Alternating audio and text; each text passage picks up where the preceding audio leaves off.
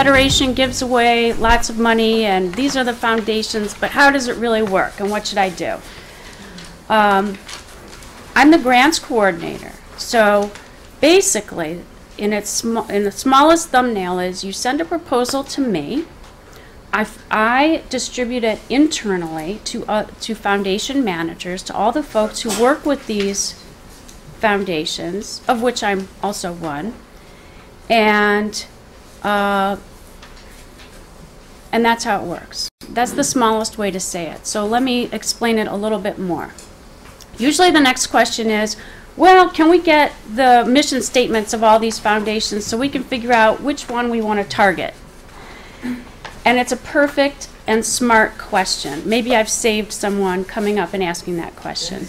It is a great question, and you should ask it. And it's confusing working with the Federation because I'm not aware of anyone else who doesn't like this, but we're not trying to be mysterious or anything. So I'm just going to answer it all for you.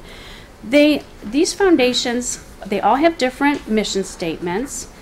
They trust the Federation to bring to them proposals that are consistent with their pattern of past grant making, or based on other things we know they're interested in, might extrapolate out and be relevant to interests that they have. So what we do is we bring your proposals to them. So you don't have to go on GuideStar and print these all out and look up what's what, and then figure out which one. Because the bottom line is you're going to send it to me anyway. So what difference does it make? So there's several ways to approach these foundations. The first one is you don't know any of these people. You don't know from anything.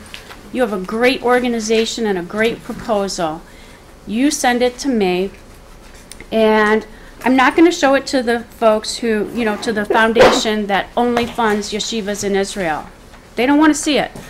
I'm going to look to the ones where they have some discretionary funding, where it might make sense, and when we have a pre-meeting with them, we bring an armload of proposals, and we say, what do you think about this? What do you think about that? Have you ever thought about going in this direction? Or you used to fund X, and they're not doing that anymore, but now we've become aware of Y. What about this one? And it's an ongoing conversation, so we can float your proposal to them. And we might be floating it by someone who we think might not really be interested, but guess what? It's nice PR for you as well when we're just talking about what's going on in the community. And that's the other thing that our donors expect of us, is to keep them apprised of what's happening in the community. So where you have a change in leadership, or where you've got a merger, or where you've got news that we should know, that you want other people to know, you should send us your press release, because there's a lot of folks that we can keep informed of your good work. Okay, so that's the first way.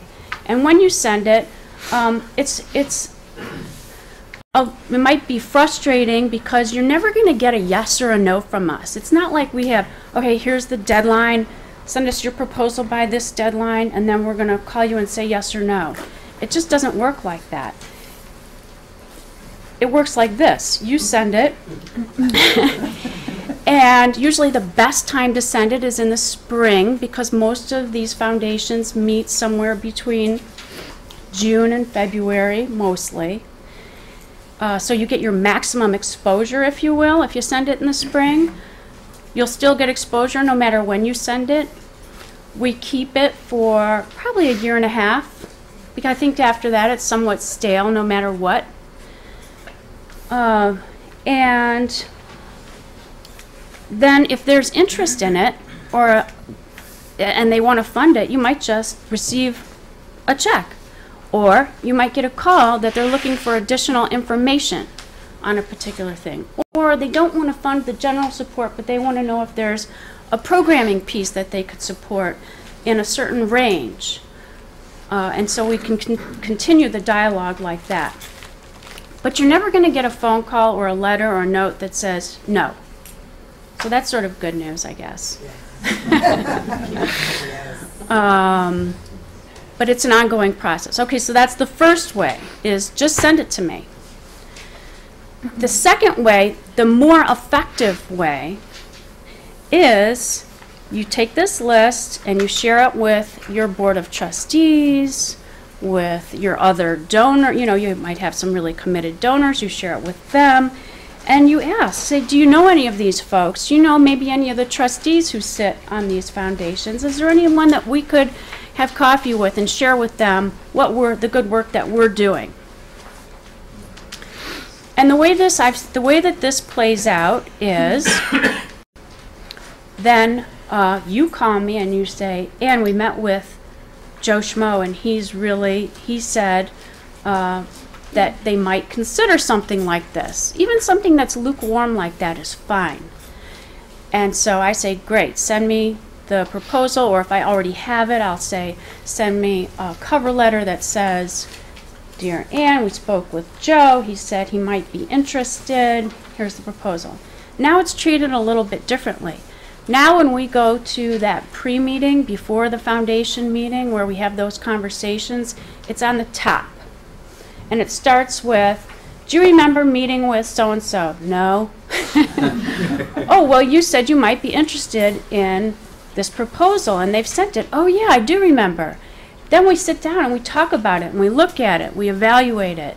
And now you've got their attention in a way that you didn't before. And you achieved that by keeping me in the loop.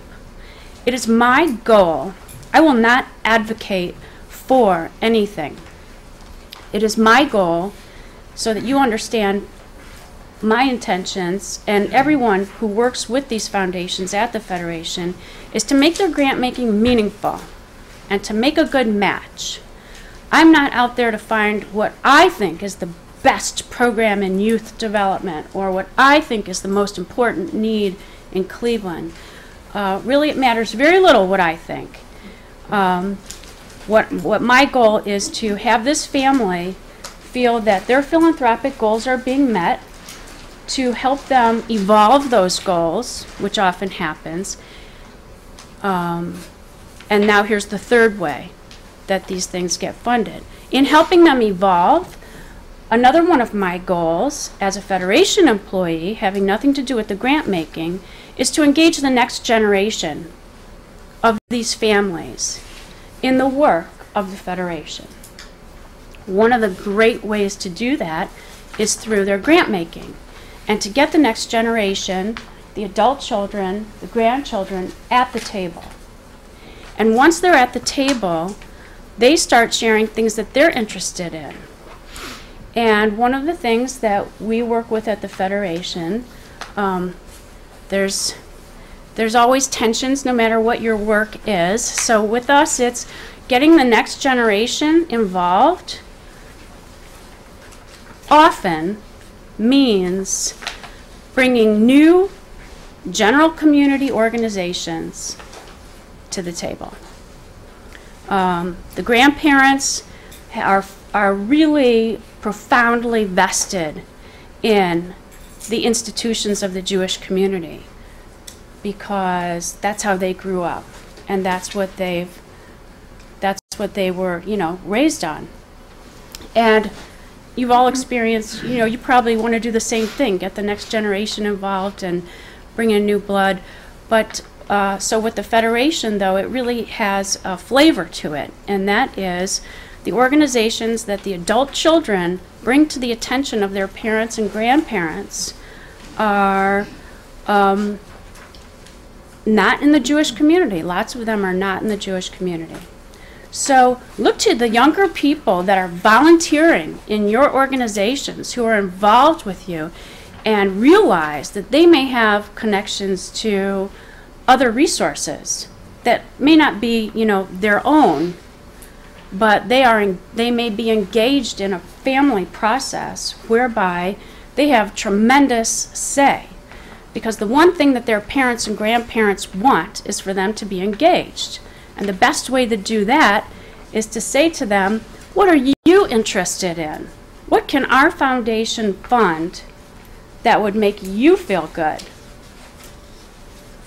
And so there's a lot of that happening now. And I think that's important for you to recognize. It's not just the industry leaders or the CEOs who are making these funding decisions.